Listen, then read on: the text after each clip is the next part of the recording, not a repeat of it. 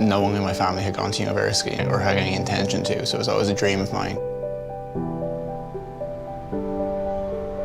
I was very much discovering it for the first time for the whole family.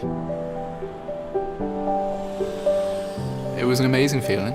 You come through the front gate, you come off the busy Dame Street College Green, and you go in, and it just opens up and there's this whole other world inside.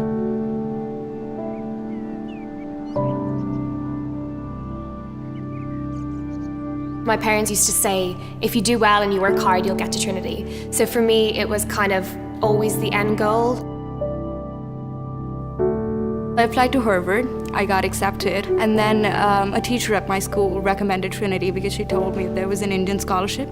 It attracted the top talent from the country, so it was an obvious choice after that. You could tell that the place was alive, the people around when we were talking, there was a real buzz about it. Some of the most famous scientists in Ireland studied there, so I remember the first day I went in thinking I'm studying in the same place that they did. I was a little bit scared by that, but also excited. I did look up to women like Mary Robinson and like Chief Justice Susan Denham, who have really dedicated their lives to improving the country that we live in.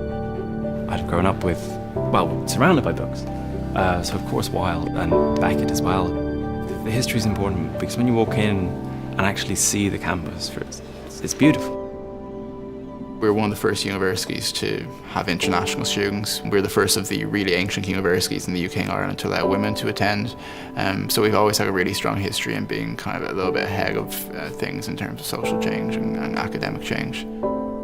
They have these two statues outside the gate, one of Edmund Burke, but the other is Oliver Goldsmith, who was a glowing 18th century poet and wrote The Deserted Village. And I think it's significant that those are the guardian spirits of the university. The history, the sense of change, the sense that you had people like Ed Burke and Ernest Walton, who had literally from working on atoms to changing the way people think about the world. So to be surrounded by that, imbued in every single brick, for me, I suppose, just really by osmosis, it changed my way of thinking.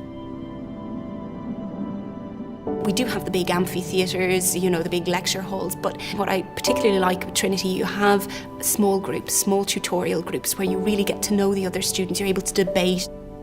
That level of interaction with senior ranking professors and the time that they give you, I haven't seen it anywhere else.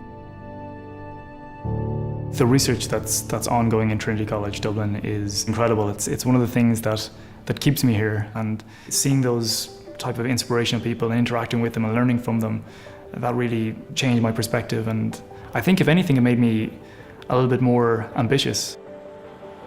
There are very strong links between Trinity College and the outside world and graduates who have gone on to be successful.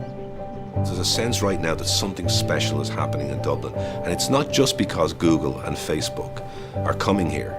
It's because there's a whole generation of Irish startups that are emerging, you know, fueled by maybe some of the halo effect of all these big companies in the docks, but also fueled by a degree from a place like Trinity.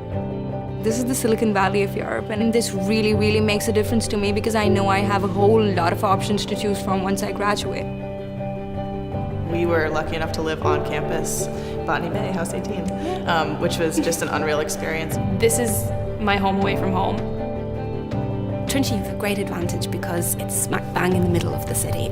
The societies and the departments themselves have capitalised on that. There's all sorts of different sports societies. And you've got everything from cricket to soccer to Gaelic football to hurling, swimming, baseball. It's a quick way for people to make friends right when they come to school and just be a part of an extension of the academic side of Trinity. Phil has become a great place for women to succeed and women to kind of thrive in Trinity. I was in the croquet club, I was the editor of the Students' Union newspaper, went to the HIST, went to the Phil, and then, you know, spent my summer with friends of mine from these different societies living in Copenhagen. So that's your life. Oh, it influenced my career, it determined my career.